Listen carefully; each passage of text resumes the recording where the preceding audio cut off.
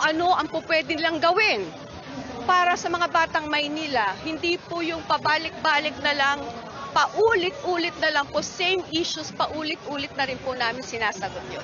Like Lacuna, most of the candidates for Manila's next chief executive are political scions. Her closest rival, Amado Bagatsing, is the son of five-time Manila Mayor Ramon Bagatsing. Alex Lopez, the son of two-termer Mayor Mel Lopez, and Christy Lim, the daughter of Mayor Fred Lim, who also served for 2 terms. There are 2 other mayoral candidates, Onofre Abad and former police officer Elmer Hamias. Both Lacuna and Lim are hoping to be elected as Manila's first ever female mayor since this position became an elective post in the 1950s.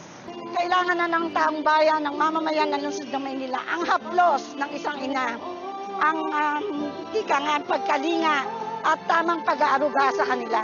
Well, better basic social services like health, education, and housing, as well as poverty alleviation in the context of the pandemic recovery, remain among the biggest concerns of voters we spoke to here in Manila.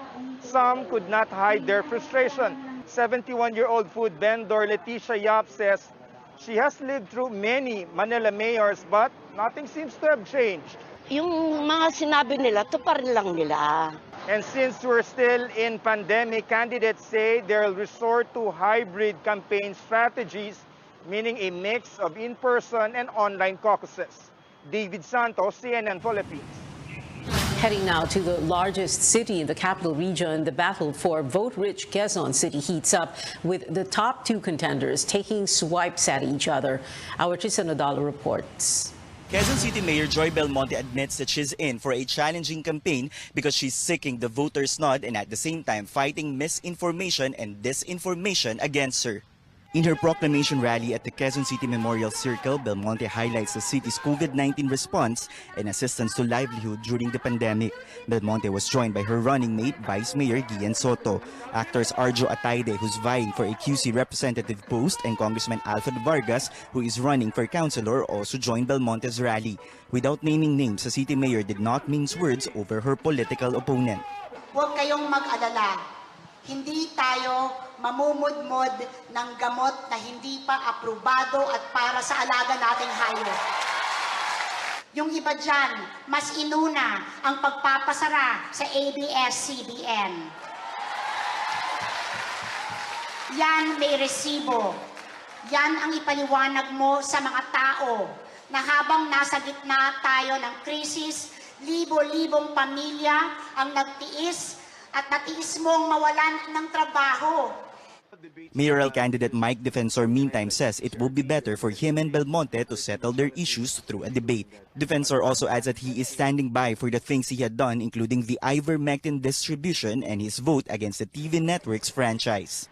Pasalamat siya kumilos pa kami at marami pa rin kumilos na mga doktor, mga negosyante na nagtulong-tulong sa Quezon City. Ang trabahong yun, ginawa ko out of duty, yung sense of duty as congressman na merong application for a franchise. Dapat hindi balat sibuya si Mayor Joy dyan, and in fact dapat sagutin yung mga issue, legitimate issues, hindi fake news. Defensor is being supported by the Unity Team while Belmonte is being backed by PDP Laban. There are 9 mayoral candidates in the city's top posts. Meantime, Quezon City is the largest city in Metro Manila with over 1.4 million voters and assets worth over 400 billion pesos. Tristan Odalo, CNN Philippines. In Pasig City, it is a one-on-one race between the incumbent mayor Vico Soto and his vice mayor Io Bernardo. The two kicked off their campaigns amid a cyber libel complaint. Amor Santos tells us more. Re-electionist Mayor Vico Soto was warmly welcomed by supporters as he kicks off his campaign here at the Pasig Mega Market this morning. On the other hand, his rival Vice Mayor Io Bernardo began his day with the house-to-house tour. Soto arrived with his mother, veteran actress Connie Reyes. His father, comedian Vic Soto, charmed the crowd as he introduced the young mayor. It was a star-studded event. In Soto's Giting ng Pasig slate, 2 candidates for councilor are showbiz personalities, actress Angelo De Leon and former TV host Kiko Rustia. Soto's running mate is former Pasig Representative Dodot Jaworski, who was introduced by his wife, Mikey Coangco. Re-electionist Congressman Roman Romulo was also with his wife, Shalani Soledad. Soto said much has changed in the city since he launched his anti-corruption crusade, but added it's just the beginning. Ang binasag natin na sindikato, binasag natin na korupsyon ay nasa 1 billion pesos per year. Hindi po siguro nakakagulat kung ba't maraming nagagalit sa akin ngayon. Meanwhile, after visiting residents in Barangay Kapasigan, Bernardo admitted in an interview that it's an uphill battle challenging the incumbent mayor who's not only from a well-known family, but is also popular on social media. He says his strategy is to reach out to Pasigueños himself. With regards po doon po sa dati pong administration, ma'am, sabihin na po natin, ma'am, na meron pong positive, meron sabihin na rin po ng iba na meron po negative. Ino-offer ko lang ang aking sarili dahil sa pananaw ko, ma'am, kailangan talagang maramdaman ng mga Pasigueño yung pong 13.6 to 13.7 billion budget ng lungsod ng Pasig. Bernardo says the cyber libel complaint he filed against Soto will be heard in April. The officials engaged in a word war after Bernardo called out the allegedly slow distribution of social aid in the city. Soto asked him to prioritize work over politics. In 2019, Soto ended the almost 3-decade rule of the Eusebios in Pasig. Bernardo, meanwhile, was unopposed as running mate of then-Mayor Bobby Eusebio. Amor Santos, CNN Philippines. It was a colorful start to the campaign season in Cebu. Re-electionist Governor Gwen Garcia held a mass and a motorcade in the southern towns of Cebu's 7th district. Some senatorial bets are expected to join her tonight. Garcia's rival, former Tourism Secretary Ace Durano, held a caravan in portions of Cebu's 5th district. He capped things off with a proclamation rally in Danao City. Candidates for Cebu City Mayor also rallying their supporters through early morning masses and parades. They include incumbent Mayor Michael Rama, who is endorsing Bongbong Marcos, former Cebu City Councilor Margot Osmeña, who is supporting Leni Robredo, and newcomer City Councilor Dave Tumulak, who has yet to back a presidential candidate. Over in Bicol, the Makabayan Coalition held a caravan in a bid to win votes for the candidates and party lists the alliance is supporting. These include Robredo and her running mate Kiko Pangilinan. The coalition, which consists of Bayan Muna, Anak Pawis, Kabataan, Gabriela, and ACT Teachers party list, will bring their caravan to Quezon Province after their Bicol tour. The Commission on Elections, meanwhile, vows to press charges against violators of safety protocols as local bets marked day one of their campaign today. Commissioner George Garcia says campaign crowds appear manageable so far, but he appeals to candidates and political parties to comply with minimum health standards. Rules prohibit hugs, kisses, handshakes, and taking selfies with supporters in face-to-face events. A day after the surprise turn of events involving Senator Ping Lacson's presidential bid, he claims Partido Reforma President Pantaleon Alvarez withdrew his support over campaign funds. Alvarez yesterday dropped Lacson as his presidential bet and instead endorsed Vice President Leni Robredo's candidacy. The former House Speaker said Lacson has slim chances of winning based on recent surveys, while Robredo is gaining traction against Bongbong Marcos. In a statement, Lacson said, quote, "Time to call a spade a spade." He says it was more about the 800 million pesos Alvarez's chief of staff was asking from him for local candidates, an amount he said he could not produce. Alvarez, however, says it was his duty to inform Lacson about the costs needed for the campaign as party president. Robredo's spokesperson Barry Gutierrez also says the campaign thrives on initiative and volunteerism. He insists they do not have 800 million pesos to give away to anyone, while Partido Reforma Chairman Emeritus and founder Renato de Villa respects Alvarez's decision to jump ship and support Robredo. He says he too was surprised by the move, but he vows to continue to support Lacson.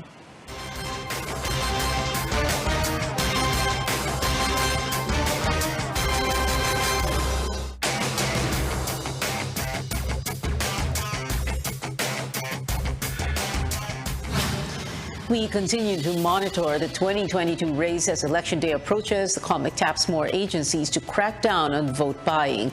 And while poll officials gear up for an election amid the pandemic, the country also prepares to reopen to vaccinated foreigners next month. This is Newsnight on CNN Philippines.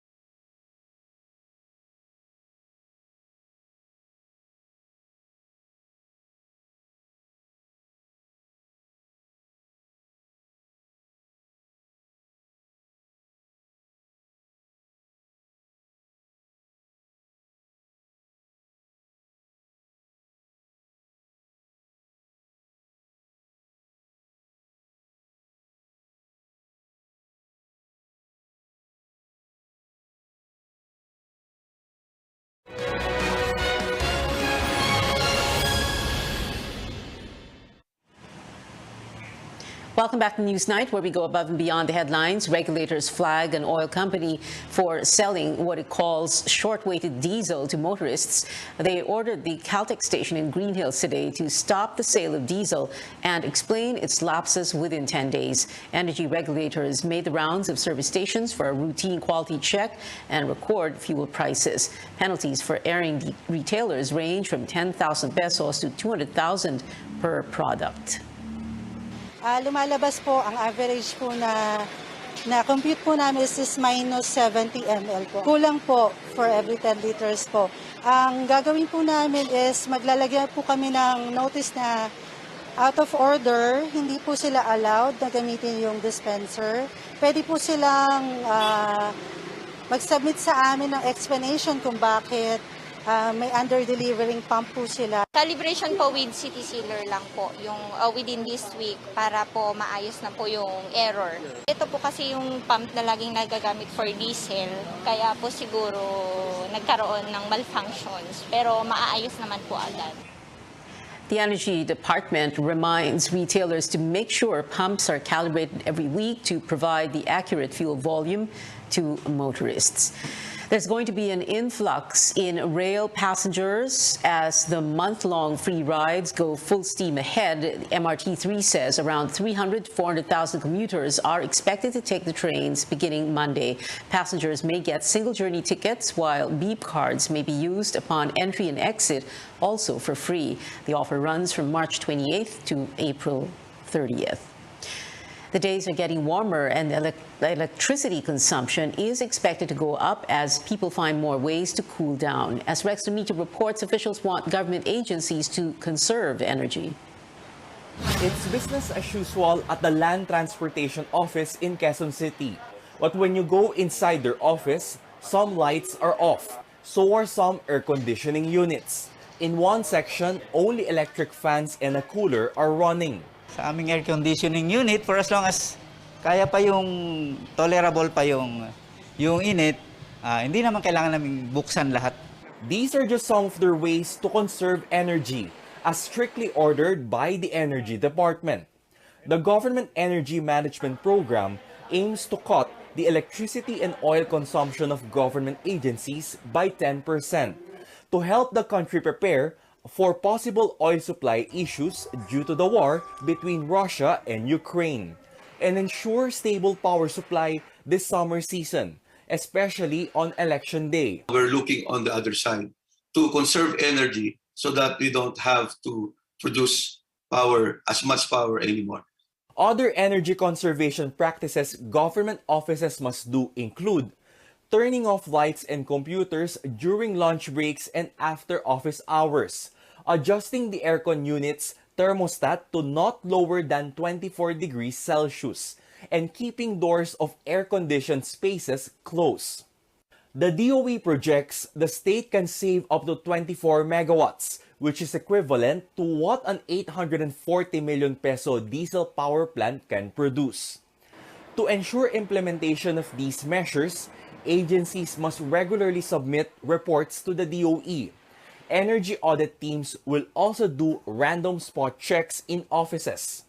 Based on the Energy Efficiency and Conservation Act, those who violate the law could face fines or jail time. But an LTO official admits they cannot turn off some of their equipment, like computers, to ensure their services to the public won't be disrupted. Hindi po kami gumagamit ng matataas ang wattage na nagkukonsumo ng mataas na kuryente. The DOE meanwhile is hoping the day will come when energy conservation will just be everyone's way of life. Rex Remitio, CNN Philippines.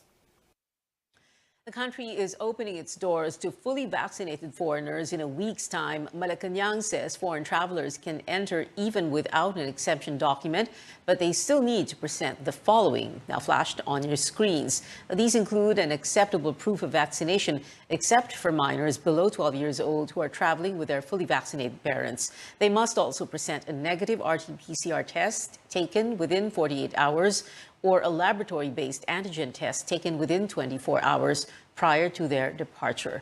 Tourism Department says this will help revive tourism businesses which suffered heavy losses after 2 years of pandemic restrictions. The Health Department says all regions in the country are now under minimal risk for COVID-19.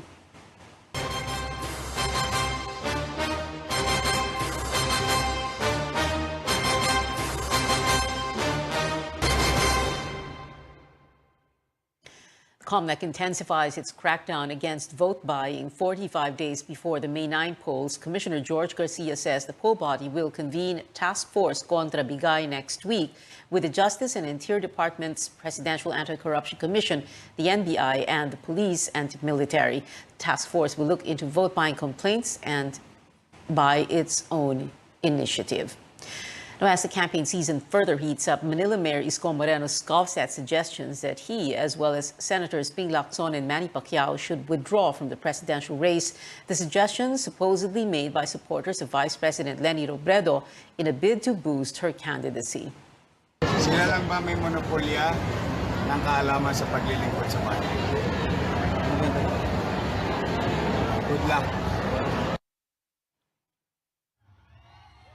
Robredo says her campaign is gaining ground as more volunteers get involved, and she denied allegations she pays people to attend her sorties.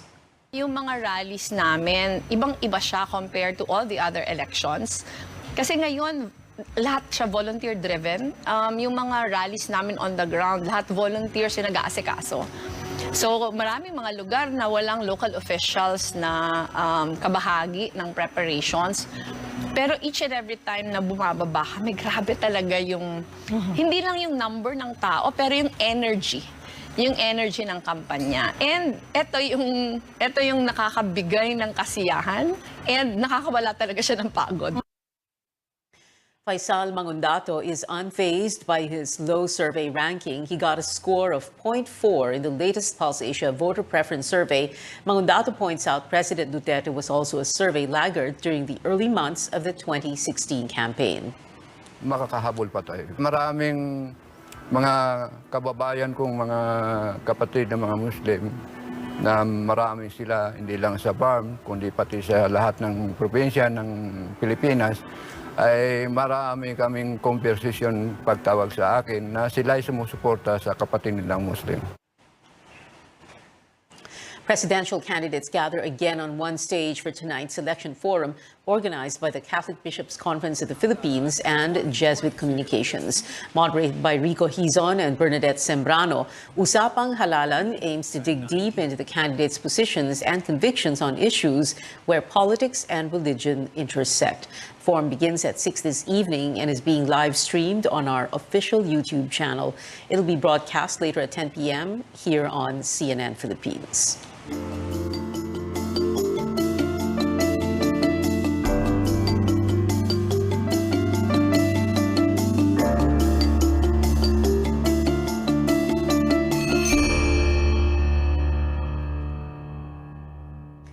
For members of the LGBTQ plus community, the country still has a long way to go in protecting their rights. While some observers may call us, quote, a gay-friendly country, the community says the reality on the ground is different. Tristan Odalo takes us through some challenges hounding the LGBTQ plus sector and who could get the, quote, rainbow vote.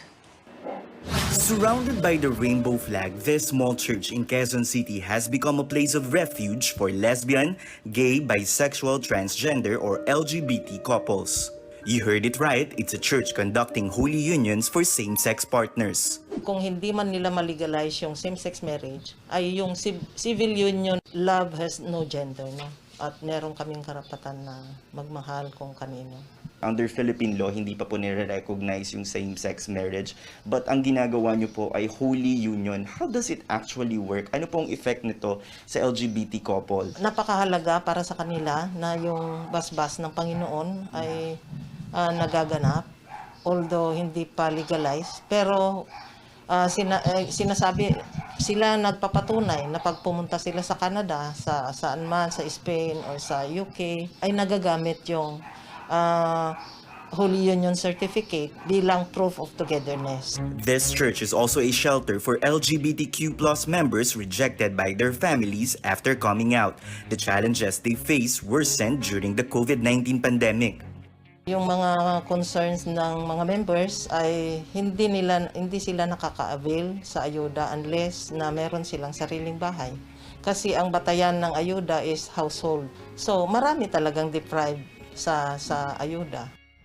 LGBT group Bahaghari shares its wish list for the next administration, which focuses on the immediate passage of the Sexual Orientation and Gender Identity Expression or SOGI Equality Bill. They're also pushing for an amendment to the definition of marriage in the Family Code, accessible means to change transgender people's legal names, fully subsidized healthcare, and empowerment. But where do some of the presidential candidates stand, at least on same-sex civil union? Magsasama sa lalaki, hindi tutol po ako dyan. Pagdating sa same-sex marriage, ay against po ako dyan. Hindi po ako pabor dyan. Naniniwala po ako na lahat dapat binibigyan ng pagkakataon na ma-enjoy yung mga karapatan na na-enjoy ng iba. I am all for civil unions. Malinaw sa akin yon. Civil union, yes. Same-sex marriage, no. As for the SOGI Equality Bill, it has yet to see the silver lining after numerous versions failed to pass Congress.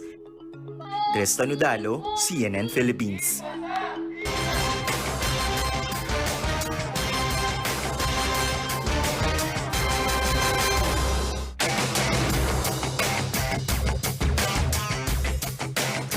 Up next on Newsnight, details on the newly released second season of Bridgerton from the cast themselves. Stay tuned to CNN Philippines.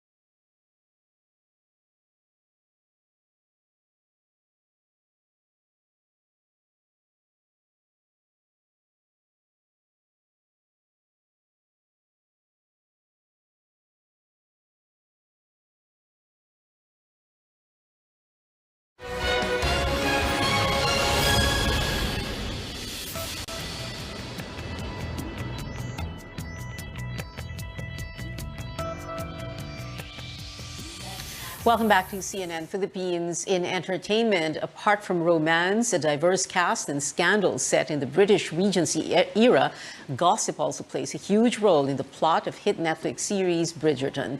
Our Tristan Nadala speaks to some of the stars of the series and what fans can expect for season 2, which just came out today. Dearest gentle reader. The writings of mysterious columnist Lady Whistledown will soon become the talk of the town again as she makes a comeback in the second season of the hit series Bridgerton. Lady Whistledown, she has become more confident. I think For actress Nicola Coughlan, gossip has become part of every culture even during the British Regency era. Penelope being young and fearless and sort of just writing what she wants and being totally in charge of it. No one's telling her what to do, but society hang on her every word. Apart from costumes and charming facades of old-world houses, the series also reflects the role of women and their struggles in a male-dominated society at that time. Those women, they didn't have the choices that we have today, and they can't go and sort of do what they want. So yeah, it's definitely. The big decision that he's made is that he is going to go and find his Viscountess and find a wife. Every year, it's a whole different beast and it's a different love story. And yes, you know, you'll recognize the same characters, but for that reason, really, it started with these two and it was a completely different experience. Entering the Bridgerton world are the Sharma sisters. I didn't really experience any challenges. I think it was a really positive welcome. And I think the reason why they have this bond since season 1 is because they are all such warm, wonderful people that are just so enthusiastic and excited to bring their story to life. It's daunting being like the new kids at school, but what I think we benefited from is we were coming in as a unit. So obviously there was Simone and I, but there was also Shelley Conn, who plays our mum. There was Rupert Young, who plays Mysterious Jack. And there was Callum Lynch, who plays Theo. So there was a gang of us who were new, and that makes it easy. Fans of the series can also experience the glitz and glamour of the British Regency era here in the Philippines through Villa Bridgerton. A mansion in Quezon City was converted to let Filipinos feel the elegant world of the series. Tristan Udalo, CNN Philippines. And that is it for tonight. Join me again on news.ph at 7 p.m. I'm Pia Hontiveros for Newsnight, where we go above and beyond the headlines.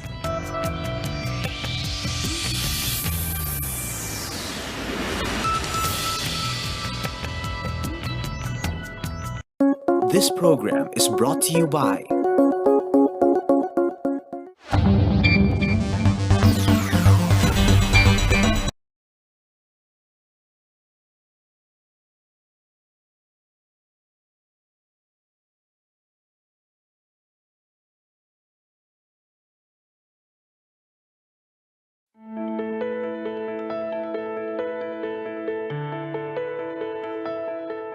The COVID-19 pandemic has turned our attention to the immune system. It's our body's defense against potentially harmful bacteria, viruses, and other organisms that we may encounter every day.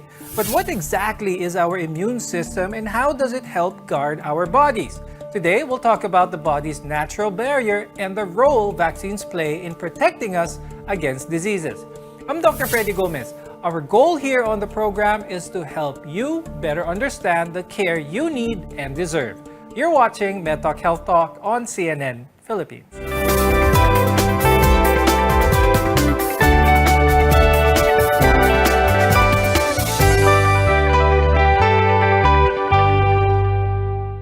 Some of the common things we know about maintaining good health is to eat healthy, exercise regularly, get enough sleep, and take your vitamins daily. But are these enough to maintain a strong and healthy immune system? Our guests will help us discover more about this today. Let's welcome Dr. Annalyn Reyes, who's a pediatric infectious disease specialist and assistant professor from the UST Faculty of Medicine and Surgery. Also joining us is Dr. Fatima Joanna Santos Ocampo. She's a pediatric and adult immunology specialist from the Asian Hospital and Medical Center, as well as the Makati Medical Center. Due to the Omicron variant's transmissibility, it may seem like getting it is inevitable. And because of this, some people may want to take matters into their own hands by deliberately infecting themselves with COVID-19 just to get it over with. So, should you try to get infected? The short answer is, of course, no. Dr. Joni, please explain to us why. Well, first of all, why are they thinking that they should be infected, I think there's that belief that if you get infected, it's just a mild infection and you will get your immunity from that. That is not true because even the latest variant, the Omicron, is not mild. People could die from that, may namamatay. Kaya lang, dahil nga sa mga developments, a lot more people got vaccinated. Actually, there's more evidence that because of the increasing vaccination, that actually makes the infection nowadays among those na nabakunahan milder. Okay, so the disease is not mild, but it's what we have done so far over the past 2 years that is helping us. Now, to understand immunity in general and immunity to COVID-19, we must first understand how a virus works. Dr. Yen, could you please tell us more about this? Immunity is our body's capacity to resist harmful organisms. There is this active immunity wherein our body itself produces the antibodies against the virus or the organisms itself. So we can have this active immunity when we have the disease itself, wherein we will produce antibodies, or we can have this active immunity when we are injected through vaccine. Because when we are given the vaccine, they will give us the attenuated or the weakened form of the virus itself, like the measles virus, for example. It will be injected to us, and then our body will produce the antibodies or the soldiers of the body. So that is active immunity. Let's talk about yung palagi pinag-uusapan ngayon, natural immunity, which is the antibody protection your body creates against, in this case, a virus once you've been infected. Now, natural immunity varies per person and depends as well on the infection. But Doc Joni, could you explain a little bit more on how natural immunity actually bolsters a person's natural immune system? When you look at the immune system, it's very complex, it's very beautiful actually, and wonderful kasi it was designed well to protect humans. Now, the natural immunity, if we touch on that, actually there are different arms of the immune system. Meron tayong tinatawag na adaptive immune system, may innate immune system. So part of that protection that we get, let's focus on the virus, actually both arms are working, and there are other parts of it that are also working. They help each other. Now, yung nakikita nating immunity na sinasabi natin sa antibodies, this is part of the adaptive immunity. Yan. So, tama, ang tendency if mataas ang antibodies natin, may assumption tayo na mataas rin yung neutralizing antibodies. Yan yung specific na antibodies na nagka-capture at nagpumapatay sa ating virus, Ang isang tao na nahawa with COVID-19, hindi siya bakunado, nahawa siya with COVID-19 at gumaling. She now has the antibodies for COVID-19. Kailangan pa ba niyang magpabakuna or should they be confident na hindi ko na kailangan ng vaccine or booster dahil gumaling na ako sa COVID-19? Like for example, ang tao, mahawa siya ng COVID. So naturally, as mentioned, the natural response natin, nag-produce siya ng antibodies. So meron siyang anti-COVID antibodies. However, studies have shown na yung anti-COVID antibodies niya wouldn't last long. Usually, ang ibang studies, mga 2 to 3 months lang. Although this coronavirus kasi it is called a novel virus, it is a new virus, so ongoing lahat ng mga studies. Pero yung mga latest studies niya, yung antibody protection mo with natural infection is even less than the antibody protection with vaccination. Although most people with COVID-19 get better within weeks, some may experience post-COVID symptoms. Post-COVID conditions are a wide range of new, returning, or ongoing health problems people can experience 4 or even more weeks after being infected. Even people who didn't have symptoms at first can have post-COVID symptoms. Dr. Yen, pag-usapan natin ng some symptoms na ito. What are some of the more common ones na nakikita ninyo? Yes, so maraming mga cases reported in journal na may mga long COVID. So it sometimes occur in 10 to 20% of persons who have the disease itself. So yung most common nila is yung persistent cough. So tumatagal yung cough nila. Sometimes it can occur more than 2 to 3 months. Or ang iba, loss of smell, loss of taste. Ang iba talaga, tumatagal yung loss of smell. Even doctors, they even complain that they have loss of smell for even 3 months. So usually, long COVID occurs within 3 months from the onset of illness, and it sometimes lasts for 2 months, and it cannot be explained with other diagnoses. So other symptoms ng lost COVID, meron silang forgetfulness, ang iba confusion, ang iba memory loss, ang iba loss of mental focus. Dr. Joni, can anyone develop long COVID, even young, healthy people? Well, long COVID, we're still studying that kasi yan yung mga symptoms that persist 3 months and more. So, nauna ang vaccinations, nauna, more exposed yung mga adults natin. So, we have seen a lot more COVID in the adults. So, there are more studies sa kanila, no? But yes, now we're seeing as as time went by, meron rin tayo nakikitang long COVID kahit na sa mga bata. So, hindi rin exempted, no? Kahit na younger. Now, COVID-19 vaccines are a safe and effective tool in protecting us from the virus, but we should still continue to follow safety protocols. We'll learn more about vaccines and booster shots when we return.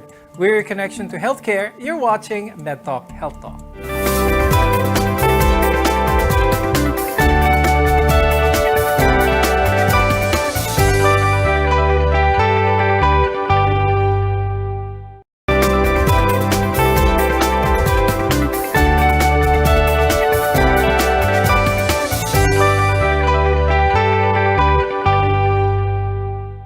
The COVID-19 vaccine can prevent you from becoming seriously ill or dying due to the virus. But how do different types of vaccines work? I'm Dr. Freddy Gomez, and you're watching MedTalk Health Talk. We're together in health. The COVID-19 vaccine causes the immune system to create antibodies to fight off the virus. Dr. Joni, could you explain how our bodies fight illnesses? The immune system really is the main thing. Pag halimbawa, some reason na nakapasok na inhale mo, katulad ng mga viruses na yan, coronavirus, na pumapasok sa loob ng ilong, sa mata, then you also have on the surface of the insides of mga orifices, yung mga may natural antibiotics tayo dyan, no? Part of our innate defense systems. Okay? And then, more than that, pagka deeper into the surface, kunyari sa ilong or sa lungs, meron rin tayo dyan yung mga cells natin. Andyan na magsisimula yung mga immune cells natin. So, dyan, ito na yung mga kung saan nadedetect yung mga viruses, ng tinatawag natin mga macrophages, tapos makikilala sila, tapos dadating yung, pwede silang write off, pwede na silang makain ng macrophage, no? At ma-destroy. Or, yung macrophage pwedeng i-present sila dun sa ibang immune cells, no? Yung mga tinatawag nating T cells and B cells. Yun naman, pag napakita sila doon, madedetect sila ngayon ng mga cells na yun, uy, mga kalaban to. So, kailangan nating mag-produce ng pwedeng antibodies against them. So, yan na yung tinatawag nating adaptive immune system. And then, nire-retain ngayon yan, may memory. So itong mga to, hindi lang papatayin nila at that time, but they also remember. So that if, let's say, nag-recover ka na, no, nabatay lahat yung virus, the next time na encounter mo siya uli, meron na nakahanda ng mga B cells ready to produce yung antibodies for that particular virus or bacteria. So that's how the immune system works. Iba-ibang layer siya. Now, the COVID-19 vaccines help our bodies develop immunity to the virus that causes COVID-19 without getting sick. Now, different types of vaccines work in different ways to offer protection. But with all the types of vaccines, the goal is for the body to remember how to fight off the virus in the future. Now, currently, there are different forms of the vaccine available for us here in the Philippines. Dr. Yen, during the earlier parts of the pandemic, the slogan was always the best vaccine is the one that is in front of you. Does that still hold today? Yes, it is still true. Because the best vaccine is still the one that is in your arm. There are 4 types of major COVID vaccines, and we also have that in the Philippines. So number 1, we have the mRNA vaccines, that is the genetically engineered vaccines, and it prompts our immune system to produce antibodies. So examples for that are the Pfizer and the Moderna vaccines. They are mRNA. Another vaccine that we have here is the viral vector vaccine. So this viral vector, they uses a virus or like the adenovirus, which is a carrier to bring the vaccine to bring the antigen to the body. An example for this is the AstraZeneca. We have that here, the Sputnik, and the Janssen and Johnson & Johnson. So we also have this inactivated vaccine, wherein the virus itself, the coronavirus, is inactivated or attenuated or slightly mutated. And then once they're inactivated, they are injected to our body, and our body will produce antibodies against that. So examples for that is the Sinovac or the Sinopharm. And then there are also protein vaccines wherein they just use protein subunits, and example for that is Novavax. Booster shots are now given at least 3 months after the second dose of a primary 2-dose vaccine, or at least 2 months after the primary single-dose vaccine is given. Dr. Yen, when it comes to booster shots, importante na ba ito? Kumbaga, kailangan ba ito? Because unfortunately, a lot of our kababayans forgo the booster shot, settling with just their primary series. Yes, it's very true that a booster shot is really needed. And in fact, I also had myself a booster shot because I realized it's important. So studies have shown that the COVID vaccine, so since I mentioned that COVID is novel and it is new, there are still new studies for that. However, they already released that studies that with your COVID vaccination, it is called the primary, you have your 2 shots. Like for example, when you have your Pfizer vaccine or AstraZeneca, you have your 2 shots already. So there are already studies that after 4 to 6 months, the antibodies already wane. So bumababa na yung antibodies natin. So we need the booster shot to increase again the antibodies. So that's why in the Philippines, we already avail of the booster shots to increase the antibodies and to protect ourselves more. Now, preventing COVID-19 is important, but preventing other diseases that affect people globally is just as vital. Vaccines help protect all of us from serious fatal illnesses. Dr. Jody, pag-usapan natin yun. Aside from this, what are some of the reasons why our viewers should get vaccinated for other diseases as well? Specific yung vaccines, remember, no? Talagang targeted yan. So, hindi pwede maiwan. Marami tayong mga diseases na importante na maprotect tayong lahat, no? The ones na usual sa mga bata, tuloy pa rin yan. Hindi dapat makalimutan. So, one of the more common ones na pati sa adults, yung flu vaccine. Kasi nga, ang reason nga nagka-flu vaccine is for us to be protected from the deadly, serious, severe flu. That's why we do it. At nag-mutate yan, ano? So that's why every year, we use a different one. So that's why hindi siya one shot. You have to have it yearly. So hindi dapat maiwan yan. So lahat ng mga ibang illness, hindi naman nawala nung nagkaroon ng coronavirus, di ba? So nandyan pa rin sila. At saka pag nag-open up na tayo, God willing, we'll be walking again among other people, pwede na naman tayong mahawa. So hindi pwede wala tayong protection.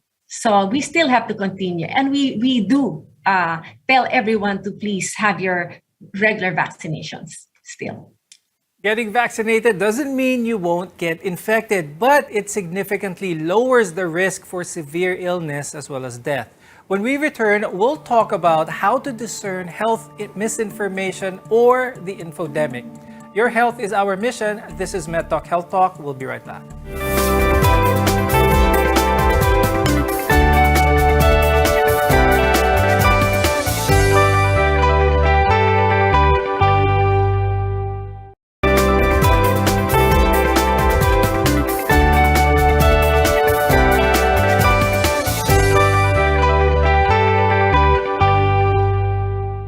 We are all exposed to a vast amount of COVID-19 information daily, but not all of it is true as well as reliable. How can we tell the difference? I'm Dr. Freddy Gomez, and you're watching MedTalk Health Talk, where your care always comes first. As humans, we are very curious. We want to understand the world around us and stay up to date to the challenges we face.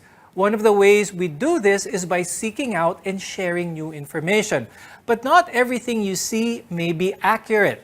This is called the infodemic, a flood of information on the COVID-19 pandemic. Dr. Yen, can you give us some tips on how to identify misinformation? So for us to prevent misinformation, you have to be very sure that we have to check all the sources. So we have to check all the reliable sources like the those who can vouch for its integrity, like the World Health Organization, the Philippine Pediatric Society, the PMA site. We can also check the Centers for Disease Control, and there is also the American Academy of Pediatrics, and we also have to check for reputable journals. So whenever we see journals also, we also have to recheck if it is peer-reviewed. Because sometimes journals are written, but it has to be peer-reviewed. Other peers should also check it, like other doctors should also check if it's valid or not. So someone should validate it. So all other scientists and other doctors should peer-review a journal. And we have to be sure that what we are reading and what we are saying are true. But Dr. Joni, for the person having something peer-reviewed, maybe not be so common for them to search for, to look out for. Sometimes mas importante, nangyari sa kakilala ko to, therefore naniniwala sila. Why is this a case? Why is it sometimes so easy for some people to believe certain things even when it may be dangerous for them? There are many things, no? May mga historical reasons, no? Like, let's take COVID. Kasi COVID is the first time in our history, no, of man na ganito kabilis ang development ng vaccines. So, it's the first time we're seeing it. We're questioning it. Kasi nga, parang wow, it used to take mga 7 years or even up to 15 years before a vaccine is fully certified na yan, safe, bibigay na natin sa lahat. So, medyo nagugulat ang mga tao, hindi sanay. So, naki-question, di ba? So, normal naman yon. Pero syempre, ang totoo, di ba, matagal na yung teknolohiyang yan. That's like at least 20 years old. They've used that in the original SARS-CoV. They use that in MERS.